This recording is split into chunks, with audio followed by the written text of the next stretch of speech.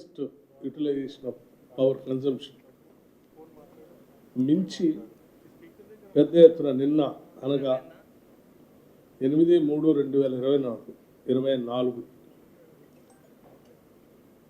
15,623 megawatts.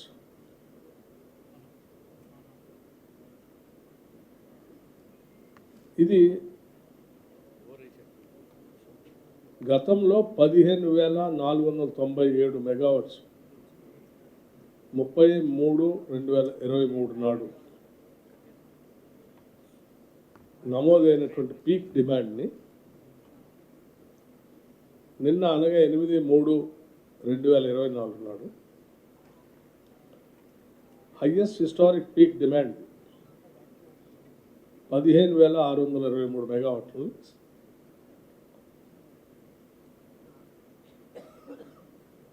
పెద్ద ఎత్తున రాష్ట్రానికి అందించామని సంతోషంగా మీ అందరి దృష్టికి తీసుకొస్తా ఉన్నాం.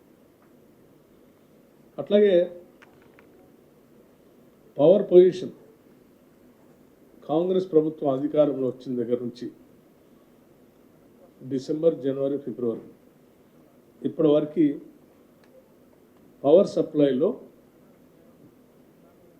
డైలీ రోజువారీ సమాచారం కూడా మీకు ఇవ్వదలుచుకున్నాము. ఈ సమాచారం గత సంవత్సరం కంటే ఎక్కువగా ఈ సంవత్సరం డిసెంబర్లో కానీ, జనవరిలో కానీ, ఫిబ్రవరిలో కానీ రాష్ట్ర ప్రజలకి అవసరాల కోసం సరఫరా చేశాం, ఎక్కువగా సరఫరా చేశాం. గత సంవత్సరం వాడకం కంటే కూడా ఎక్కువగా సరఫరా చేశామని చెప్పడానికి కూడా సంతోషిస్తూ ఉన్నాను. చాలామంది గత ప్రభుత్వంలో ఉన్నటువంటి పెద్దలు కాంగ్రెస్ కావాలా, కరెంటు కావాలా,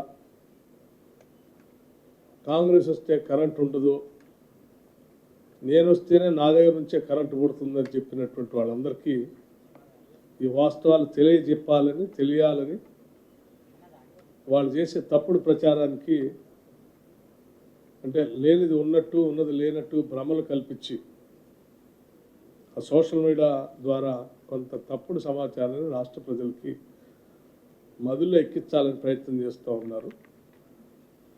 ఫిగర్స్తో సహా, ఫ్యాక్చువల్ ఫిగర్స్తో సహా ఇది ప్రజలందరికీ తెలియచెప్పాలనే ఆలోచనతోనే మీ అందరిని పిలవటం జరిగింది. ఉదాహరణకి 2022 డిసెంబర్లో 200 మిలియన్ యూనిట్స్ వాడితే డిసెంబర్ 2023 అంటే కాంగ్రెస్ ప్రభుత్వం వచ్చిన తర్వాత 207.7 మిలియన్ యూనిట్స్ని సరఫరా చేశాం. As against 200 units, mega units, as against 200 mega units, million units, 207.07 million యూనిట్స్ని సరఫరా చేశాం. అలాగే జనవరి 2023 230.54 మిలియన్ యూనిట్స్ సరఫరా చేస్తే జనవరి 2024 243.12 మిలియన్ యూనిట్స్ని సరఫరా చేశాం. ఫిబ్రవరి 2023 263.38 263.38 మిలియన్ యూనిట్స్ సరఫరా జరిగితే ఫిబ్రవరి 2024లో 272.85 మిలియన్ యూనిట్స్ సరఫరా చేశాం. మార్చ్ 2023 289.78 మిలియన్ యూనిట్స్ ఉంటే మార్చ్ 2024 295.21 మిలియన్ యూనిట్స్ని సరఫరా చేశాం. సో దీన్ని బట్టి గత సంవత్సరం కంటే కూడా ఎక్కువగా గత ప్రభుత్వంలో సరఫరా చేసిన పవర్ కంటే కూడా ఎక్కువగా ఈ ప్రభుత్వం డిసెంబర్ నుంచి ఎక్కువగా సరఫరా చేసిందనేది అంకెలు సంఖ్యలతో సహా రాష్ట్ర ప్రజలకి మీ ద్వారా తెలియజేస్తూ ఉన్నాం. అట్లాగే హైయెస్ట్ పీక్ డిమాండ్ కూడా మేము సరఫరా చేసి దానిని కూడా ఇటువంటి పరిస్థితులు వస్తే కూడా మేము సరఫరా చేయడానికి సిద్ధంగా ఉన్నాం. తట్టుకొని నిలబడి కరెంటు అందిస్తున్నాం అని చెప్పడానికి సిద్ధంగా ఉన్నాం. అట్లాగే భవిష్యత్తులో కూడా మార్చ్ ఏప్రిల్ మే మాసాల్లో మేము పీక్ డిమాండ్ ఉండబోతా ఉంది కరెంటుకు సంబంధించి. ఎండాకాలం ఎక్కువ మొత్తంలో వాడకం ఉంటుంది కాబట్టి దానికి సంబంధించి 16,500 మిలియన్ మెగావాట్స్ని ఏర్పాటు చేసుకోవటానికి కావలసినటువంటి విద్యుత్ సంబంధించిన ప్రొడక్షన్ కూడా అట్లాగే సరఫరా చేసుకోవడానికి కావాల్సినటువంటి మిగతా ఏర్పాట్లు కూడా పూర్తిగా చేసి పెట్టుకున్నాం. ఎవరికైనా కావాలని ఎవరైనా అపోహలు సృష్టించడానికి ప్రయత్నం చేస్తే ఆ అపోహలను నమ్మబాకండి. రాష్ట్ర ప్రజలందరూ కూడా నిశ్చింతగా ఉండండి, సంతోషంగా ఉండండి. మీకు ఎటువంటి ఇబ్బందులు రాకుండా చూసే బాధ్యత మాది. మేము చేస్తున్నాం, చేసి చూపిస్తాం. ఇంత పీక్ డిమాండ్ కూడా తట్టుకొని నిలబట్టడానికి కావాల్సిన ఆర్థిక పరమైనటువంటి వ్యవస్థలను కూడా మీరు కల్పించినటువంటి ఇబ్బందుల్లోంచి కూడా బయటకు వచ్చి ఆ పరిస్థితులు కూడా మేము ముందుగానే లెక్కేసుకొని దానికి కావాల్సిన ఏర్పాట్లు కూడా మేము చేసుకొని ప్రజలకి రాబోయే రోజుల్లో ఇబ్బంది లేకుండా చేసే కార్యక్రమం చేస్తున్నామని చెప్పడానికి సంతోషిస్తూ ఉన్నాం. అట్లాగే మీకు తెలుసు, మొన్న తాడిచెర్లకు సంబంధించినటువంటి కోల్ బ్లాక్ సంబంధించి కూడా కోల్ మంత్రి గారిని కలిసి వచ్చాం. అట్లాగే పవర్ సంబంధించినటువంటి మంత్రి గారిని కూడా కలిసి వచ్చాం, కేంద్ర ప్రభుత్వానికి సంబంధించినటువంటి వారితో కూడా రాష్ట్ర ప్రభుత్వానికి కావాల్సినటువంటి సహాయ సహకారాలు భవిష్యత్తులో రాష్ట్ర ప్రజలకు ఎటువంటి ఇబ్బంది లేకుండా ఇటువంటి పవర్ ప్రాజెక్ట్స్ సంబంధించిన కోల్ ప్రొడక్షన్ కానీ లేకపోతే పవర్ సంబంధించిన ఇతరత్ర దేశంలో మారుతున్నటువంటి పరిస్థితులకు అనుగుణంగా అంటే ఆల్టర్నేటివ్ ఎనర్జీ సోలరైజేషన్ కోసం కూడా మేము చేయాలనుకున్నటువంటి విషయాలు వారందరితో చర్చించడం, మాకు కావాల్సిన సహాయ సహకారాలు కూడా వారిని అందించవలసిందిగా కోరటం, వారు కూడా సానుకూలంగా స్పందించారు.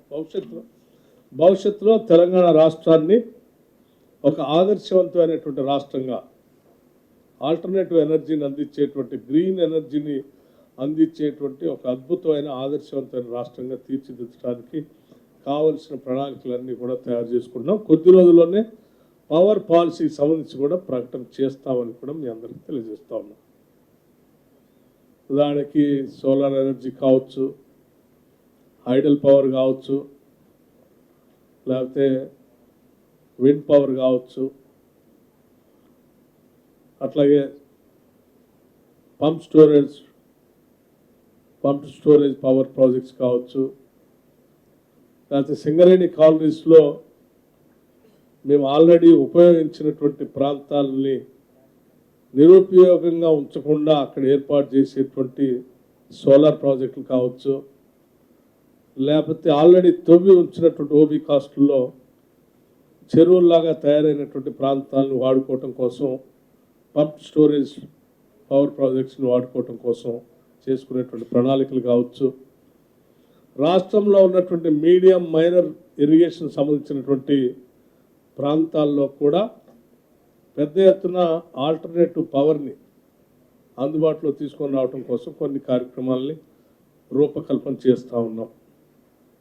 అంటే ఫ్లోటింగ్ సోలార్ సంబంధించి మీడియం ఇరిగేషన్ ప్రాజెక్ట్స్ చాలా ఉన్నాయి, మేజర్ ఇరిగేషన్ ప్రాజెక్ట్స్ చాలా ఉన్నాయి. వాటిల్లో పెద్ద ఎత్తున ఫ్లోటింగ్ సోలార్ వాడుకోవటం కోసం ఆల్రెడీ ఒక సర్వే కోసం మేము ఇప్పటికే రిపోర్ట్ కోసం కొంత వ్యవస్థని ఏర్పాటు చేసుకున్నాం. అలాగే ఉన్నటువంటి కెనాల్స్ పైన కూడా, పారుతున్నటువంటి కాలువల పైన కూడా సోలార్ పవర్ కోసం ఏ రకంగా వాడుకోవచ్చు అనే దానిపైన కూడా స్టడీ చేపిస్తూ ఉన్నాం. కాలువల పక్కన ఉన్నటువంటి బండ్స్ను కూడా సోలార్ పవర్ కోసం ఏ రకంగా వాడుకోవాలో కూడా మేము ఒక ప్రణాళిక తయారు చేస్తూ ఉన్నాం. వీటన్నిటి దృష్ట్యా భవిష్యత్తులో తెలంగాణ రాష్ట్రం ఒక సర్ప్లస్ పవర్గా ఉండేటువంటి రాష్ట్రంగా మారటమే కాకుండా గ్రీన్ ఎనర్జీని అందించేటువంటి ఒక మోడల్ రాష్ట్రంగా కూడా తెలంగాణ రాష్ట్రాన్ని మార్చిపోతా ఉన్నాం. ఇది మీ అందరికీ నేను ఇచ్చేటువంటి సమాచారం. రోజువారీ సరే, మేము ఈ ప్రభుత్వం ఇందిరమ్మ రాజ్యం వచ్చిన దగ్గర నుంచి రోజువారీ వాడకానికి సంబంధించిన లెక్కలు చెప్పటమే కాకుండా గ్రాఫ్ను కూడా నేను మీడియా వ్యవస్థలకి, సంస్థలందరికీ అందించదలుచుకునే మీ ముందుకు వచ్చాను. దీనికి సంబంధించి comparison statement blue and red line ఇచ్చి, మేము వచ్చిన తర్వాత 2024లో బ్లూ లైన్, 2023 రెడ్ లైన్తో సహా పూర్తి సమాచారాన్ని దీనిపైన తయారు చేసాం. వీటన్నిటిని మీకు కూడా ఆ గ్రూప్లో పంపించే ఏర్పాటు చేయబోతాం, సాఫ్ట్ కాపీని. దయచేసి అందరూ దీన్ని విరివిగా వాడుకోవాల్సిందిగా విజ్ఞప్తి చేస్తాం. ఇది పవర్ సంబంధించి. సో ఇంత చక్కగా స్పష్టంగా కేవలం మా మంత్రివర్గమే కాకుండా యావత్ మంత్రివర్గం అంతా కూడా ముఖ్యమంత్రి గారు రేవంత్ రెడ్డి గారి దగ్గర నుంచి మొదలు పెడితే రాష్ట్ర మంత్రివర్గ సహచరులు అందరూ పెద్ద ఎత్తున రాష్ట్ర ప్రజలకి కరెంటు పైన ఎటువంటి ఇబ్బంది లేకుండా చేయాలని ప్రణాళికాబద్ధంగా ముందుకు పోతా ఉన్నాం. వాటితో పాటు మా ఉద్యోగ వ్యవస్థ కూడా సీరియస్గా దీనిపైన దృష్టి సారించి గవర్నమెంట్ ఇచ్చేటువంటి డైరెక్షన్ని అమలు చేయడం కోసం పిన్ పాయింటెడ్గా ముందుకు పోతా ఉంది. రాష్ట్ర ప్రజలందరూ కూడా నిశ్చింతగా ఉండవలసిందిగా విజ్ఞప్తి చేస్తా ఉన్నాం. నెంబర్ 1. నెంబర్ 2, ఏ నియామకాల గురించి నేను మళ్ళీ వస్తాను. I tell you. ముందుగా మనం పవర్ సరఫరా అనేది ప్రధానమైనటువంటి అంశం కాబట్టి ప్రజలకి అది ఇబ్బంది లేకుండా మీకు ఇచ్చేటువంటి సమాచారం వచ్చారు. దీంతో పాటు ఇంకా మిగతావి కూడా ఉన్నాయి కొన్ని, అవి కూడా అన్నీ అయిపోయిన తర్వాత